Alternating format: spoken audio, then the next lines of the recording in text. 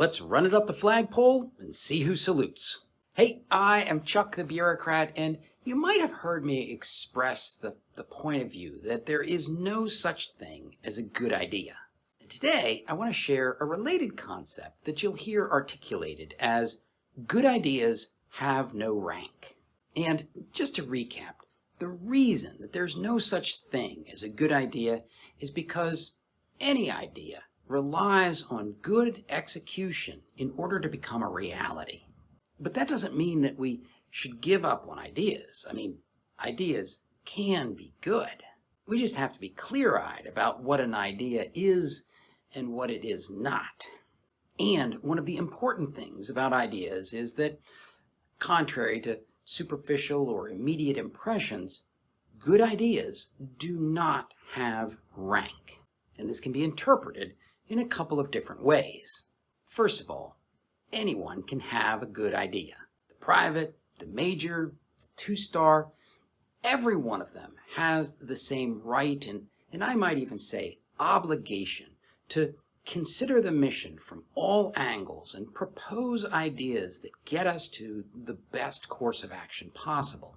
A second way to interpret this notion that good ideas have no rank is to notice that good ideas have a tendency to get promoted.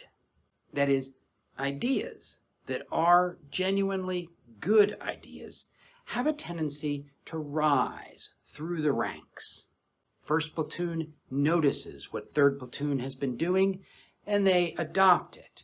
And then when the first sergeant notices, well, then he has everybody adopt that idea. Now, be aware that as this rising happens, the idea has a tendency to take on shape and detail.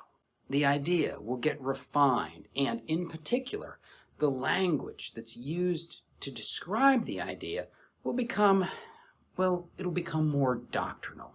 And I make this point because I've observed more than one originator of an idea who looks on with horror as their brainchild gains popularity, and it's all because there's just a shift from, academic language into more military language.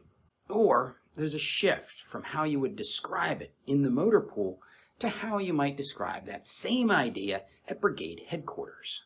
The third interpretation of this good ideas have no rank concept is that when the big boss has his bright idea, well, it is the boss's idea, and it might be hard to dislodge it from his mind, but that doesn't mean that it is a good idea simply because the big boss had it. And, by the same token, an idea is not a bad idea just because the second lieutenant came up with it. The quality of an idea is never based on the rank of the person who first vocalizes it. And that brings us to the final point, less of an interpretation of the concept and more of a caution. When people say that good ideas have no rank, there's a tendency to focus on the upward flow of ideas through the organization.